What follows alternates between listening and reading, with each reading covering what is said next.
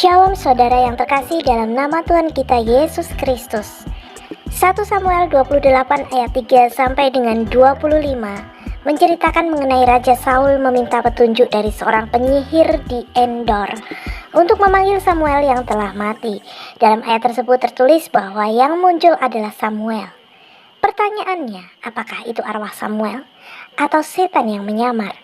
Peristiwa pemanggilan arwah Samuel di Endor menjadi salah satu peristiwa paling kontroversial di Alkitab. Alasan Saul mendatangi peramal di Endor. Kita tahu Saul adalah raja pertama Israel yang dipilih Tuhan.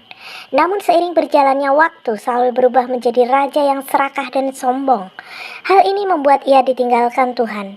1 Samuel 28 ayat 1-6 mengisahkan keadaan Saul yang sedang terhimpit karena bangsa Israel diserang bangsa Filistin.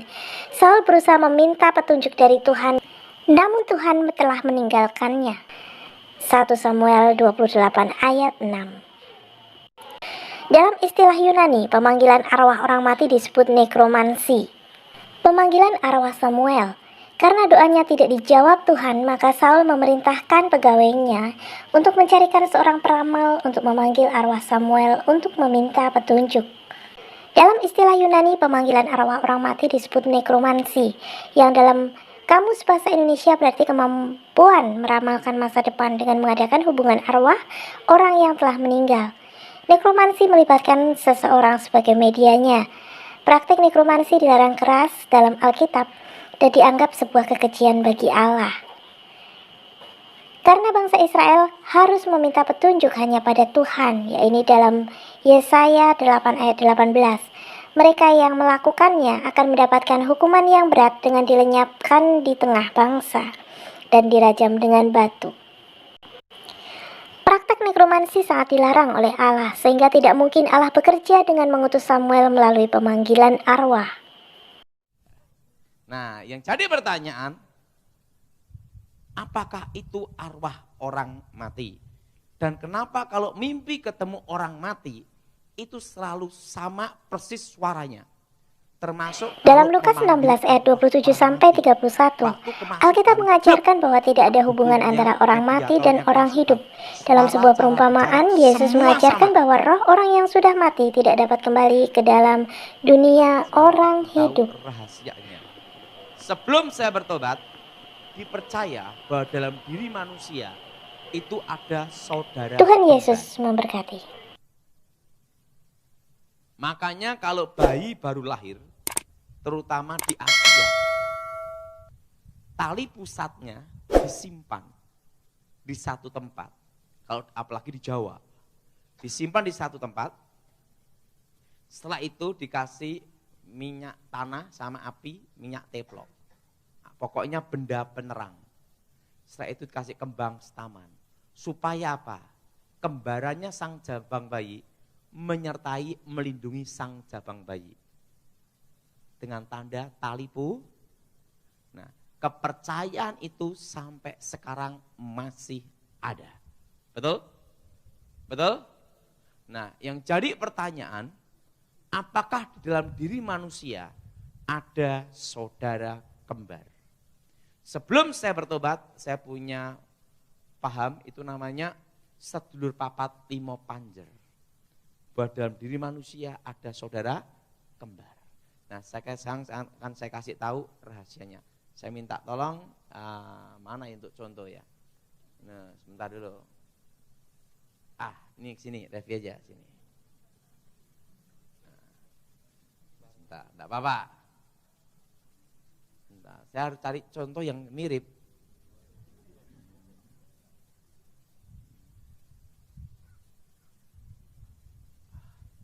Saya minta Bapak ini aja ke sini, Pak.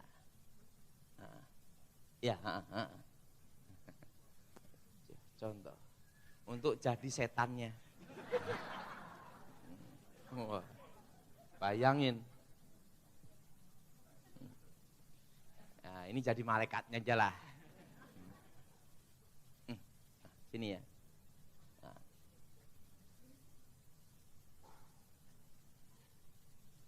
Ini rahasianya. Nah, sini. Waduh, Goliat kamu. Namamu siapa? Stanley. Nah, Stanley. Saya kasih nama Bejo aja dah.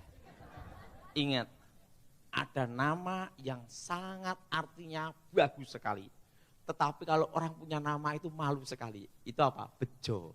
Artinya apa? Berun. Coba Stanley kasih nama Bejo. Pasti bingung dia. Sebelum si Bejo sebesar ini, pasti pernah menjadi seorang bayi.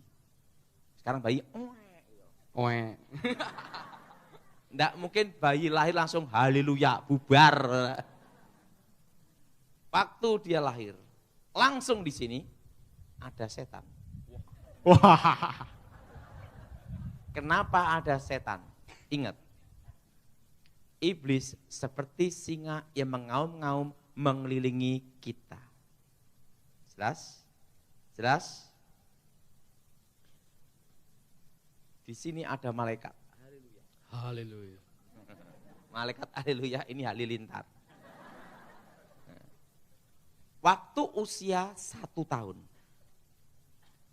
maka roh setan ini akan membentuk seperti dia 1 tahun. Tapi malaikat tidak berubah bentuk. Kenapa ada malaikat? Karena orang tuanya orang Kristen. Malaikat Tuhan berkemah di sekeliling kita. Amin. Waktu usia 7 tahun, maka roh ini membentuk seperti dirinya, sama 7 tahun. Tapi malaikat tidak berubah bentuk. Usia 17 tahun, roh ini membentuk dirinya 17 tahun. Tapi malaikat tidak berubah bentuk. Usia 18 tahun murtad menyangkal Yesus.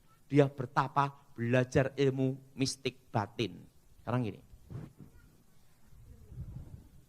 Malaikat pulang. Karena apa? Menyangkal. Waktu dia bertapa, maka yang pertama kali dia lihat adalah ini. Roh yang wujudnya sama dengan dia. Makanya orang belajar meditasi atau belajar untuk ilmu ngeraga sukma. Tahap dasar yang pertama kali dia lihat waktu belajar ngerogo sukmo, mecat rogo. Yang pertama kali lihat adalah dirinya sendiri. Nah, ada di sini. Dan roh ini pula yang pertama kali masuk. Untuk menghubungkan roh-roh yang lain. Dan roh yang lain itu masuk semua sini. Nah, usia 70 tahun dia mati. Innalillahi, mati gini. Karena dia tidak percaya Tuhan, tidak dalam Tuhan, langsung arwahnya menuju dunia orang mati. Karena dia tidak percaya Tuhan. Tetapi di kuburannya adalah roh ini. Yang wujudnya sama dengan ini.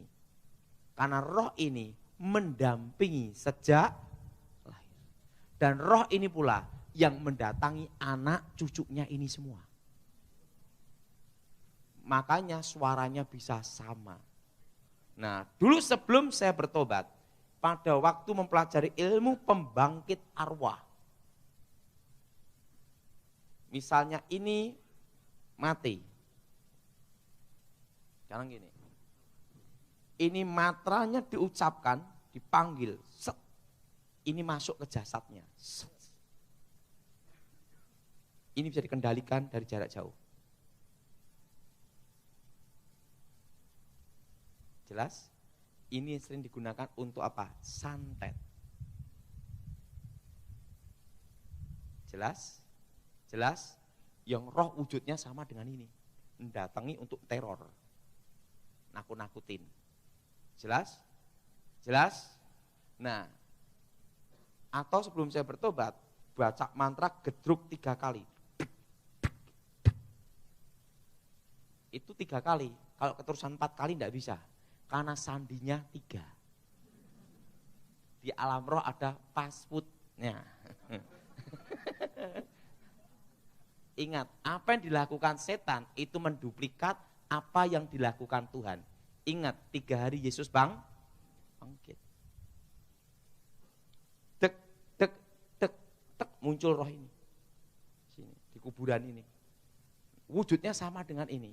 Ya, inilah dulu sebelum saya bertobat yang saya mintai nomor SDSB. Jelas? Nah, apakah ini arwah orang mati? Bukan.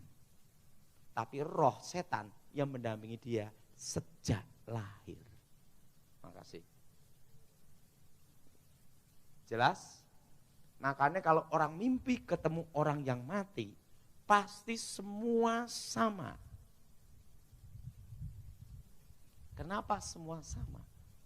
Ingat, roh ini mendampingi yang mati itu sejak dialah, maka dari hobi, cara bicara, semua sama.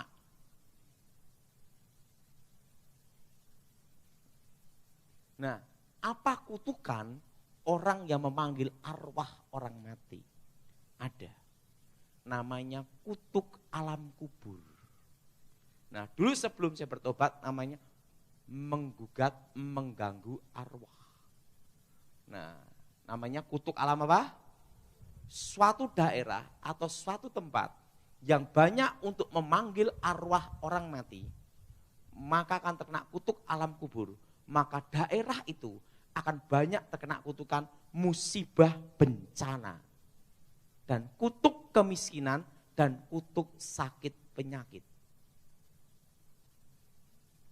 Contohnya Papua. Papua adalah satu pulau yang luar biasa. Emas ada, bahkan orang berjalan di atas emas, betul? Namanya privat, betul? Betul? Emas ada, uranium ada, minyak ada, batu bara ada, semua hasil tambang yang berharga itu banyak ada di Papua, betul? Betul? Tetapi wilayah itu banyak pemanggilan pemujaan arwah. Penghormatan bayangin, penduduknya miskin-miskin. Betul? Betul? Betul? Kalimantan.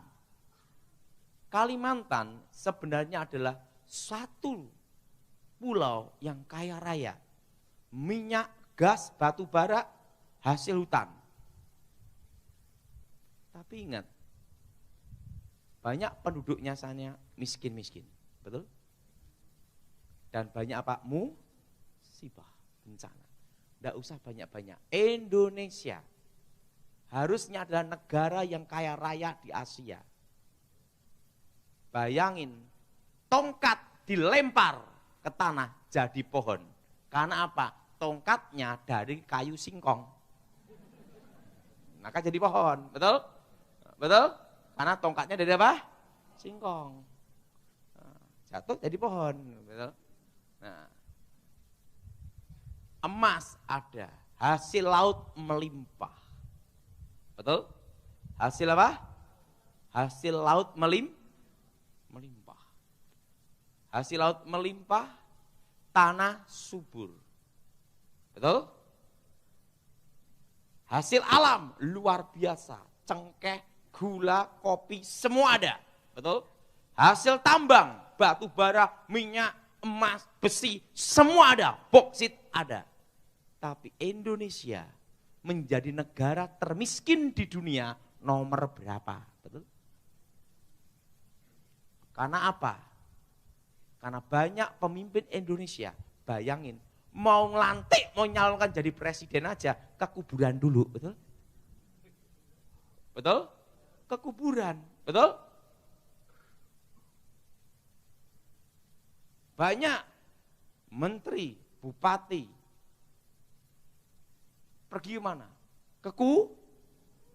Minta restu ke kuburan, doa ke kuburan, meminta kuburan, tempat keramat. Maka Indonesia ini banyak sekali musibah bencana. Karena yang mengikat Indonesia ini adalah kutuk alam kubur. Langit menjadi tembaga, tanah menjadi besi. Jelas?